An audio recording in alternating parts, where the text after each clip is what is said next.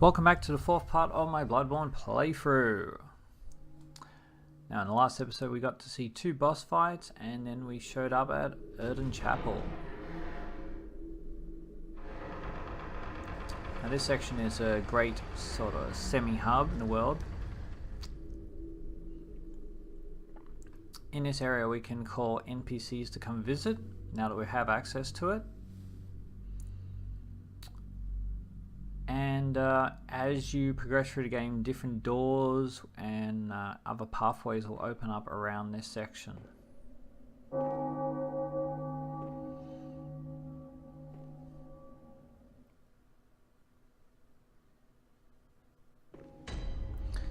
The blind man down here, he wants us to invite people, and that's quite handy because as you corral all the NPCs that are still alive over to this section, they can give you extra blood vials, sedatives and other items, advice for where to go in the game. Because the game doesn't always spell out exactly where it wants you to go. It's often extremely cryptic. But that is the charm of From Software games. They don't lead you anywhere, they let you have complete exploration.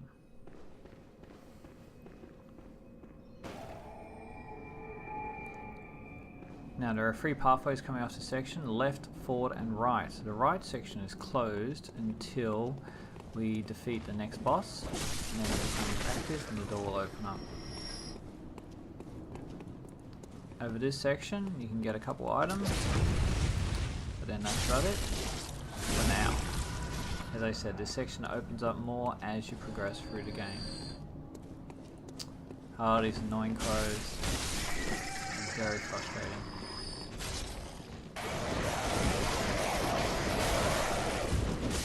Now an interesting lore point, that large guy that we just defeated, and we're going to challenge another one shortly. These guys are wearing the white church garb. Now a bit of lore about this is you're in the city of Yharnam. The city of Yharnam became famous because of blood. Special healing blood, which comes from the healing church. That's what's drawn your character here. So these guys are wearing the healing church garb, at least the white style of it. Father Gascoigne, who we just defeated, he was wearing the black healing church garb. So the white healing church members were more scientists, while the black healing church were the hunters who were sent out to destroy the cursed beasts.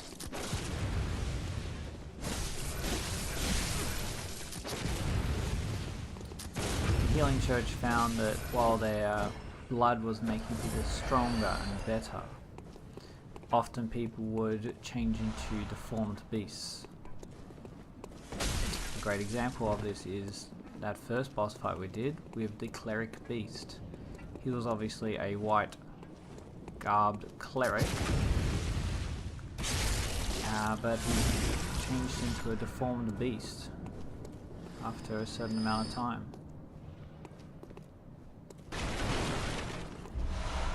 Look at our character, he's taking blood all the time. I mean, you've seen me take so many blood vials. Now that's just plain blood, but there's also other blood.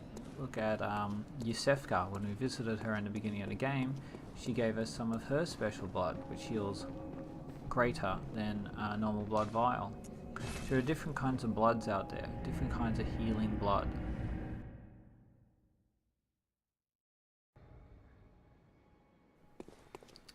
A little bit of lore. What is it? If you haven't noticed, the sky doesn't change much in this game. It starts off at Twilight when our character starts the game. Farewell, good hunter. Now, a bit of a spoiler, we are in a long dream.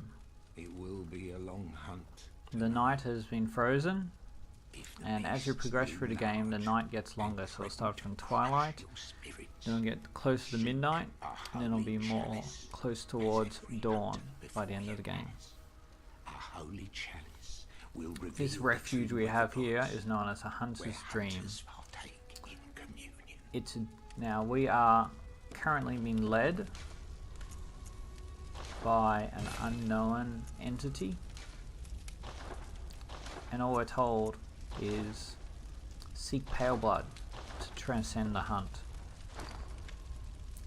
So that's our goal in this game, to transcend the hunt, because we're stuck in this never-ending nightmare, this dream, and we need to get through it to get back our life and our sanity. But how do you transcend this hunt, and what is pale blood? Throughout the game we'll find out what is pale blood and how and what we need to do to get out. So as the night progresses, we get to see more. Inside is another way to see more.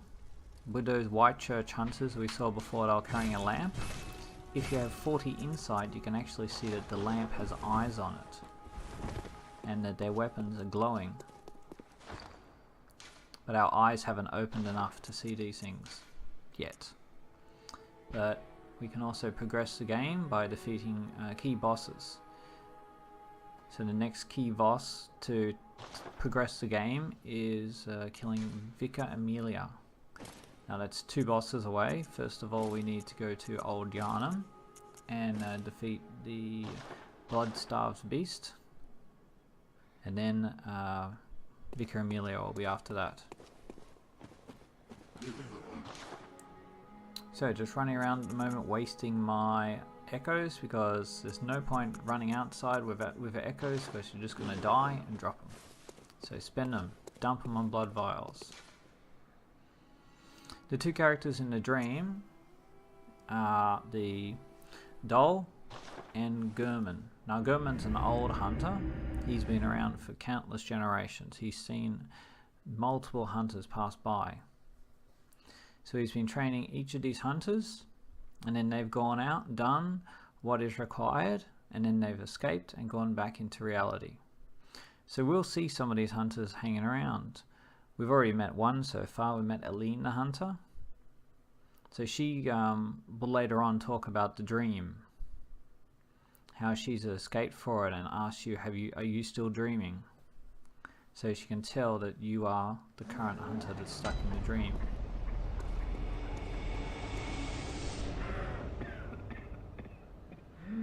Now we're returning to this NPC, because as I mentioned before, he gives you an item after you defeat Father Gascoigne. So he's given us this flame sprayer, which is a flame thrower weapon. So this will churn through your quicksilver bullets very quickly, so it's quite an expensive one. But flame, good against beasts. On this episode I intend to run around and catch up with all the NPCs that we talked to so far and meet a new one.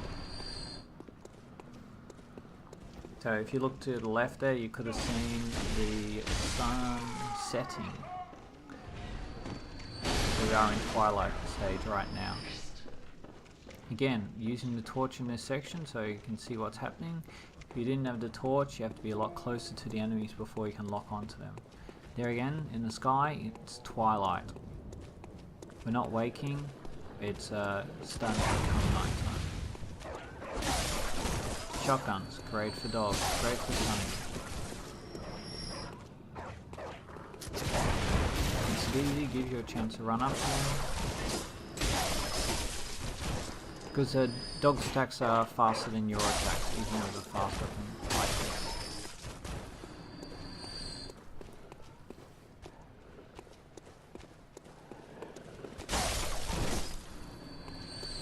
Now that we've talked to the blind man in Odon Chapel, we can talk to this old lady now. Well, if you once has got off your arse, you're obligated to what you be. Are you going to tell? Well, what are you? An answer. Well, don't you have work? Go slit some throats. Get this mess done with. So during the hunt, people are trapped inside the house. That lady has... we're now told her where to go, to Odon Chapel.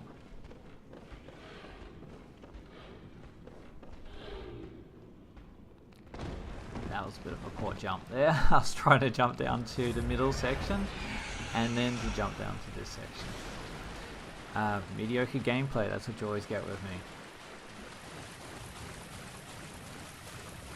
Next we're going to visit a little girl.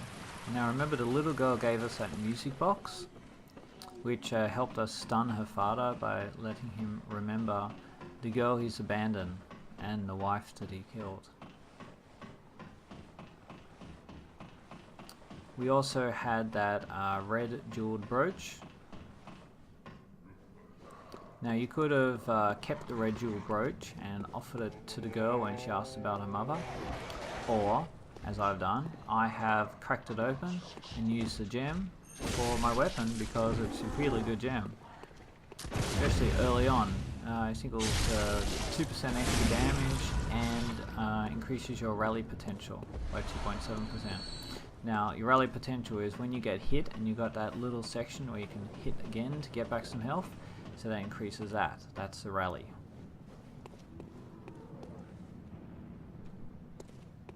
Hello, Mr. Hunter. Still can't find my mum. Oh, okay. I can wait. But isn't there something I can do? Maybe Mum and Dad is stuck out waiting for me to come. What do you think, mister? Yes, okay. Thank you. I love you almost as much as Mum and Dad. And Granddad. The key words the girl says, I love you as much as Mum and Dad and Granddad. Now we've seen Mum and Dad, we haven't seen Granddad yet. There is another hunter out there who would spend time with Gorman and they'd, not Gorman, with Gascoigne, and they'd hunt together. So we'll see him in a later episode. You fight him in the same section as you do Father Gascoigne. But that's later in the game after we progress the story and the world to midnight by defeating Vicar Amelia. So it's a little bit down the chain. But now we've told the young girl to head to Odon Chapel. So we have to think to ourselves, is she going to make it or not? We'll find out later when we next visit Odon Chapel, whether she's made it or not. Now here we're back at Yusefska's clinic, and let's see what she has to say this time. Oh, well, hello. Splendid. Let me ask you a small kindness. You're soon off to hunt, I presume?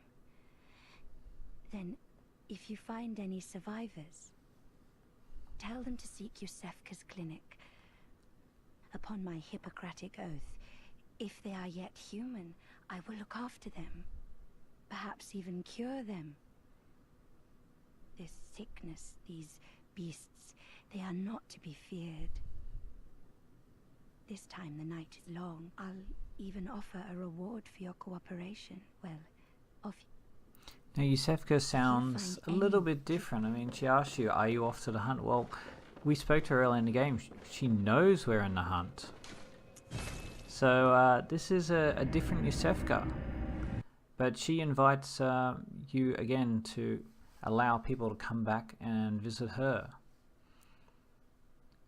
So we're getting to know these NPC characters. So now we could send people to Odon Chapel, thanks to the blind man, or we can send them to Yusefka's clinic.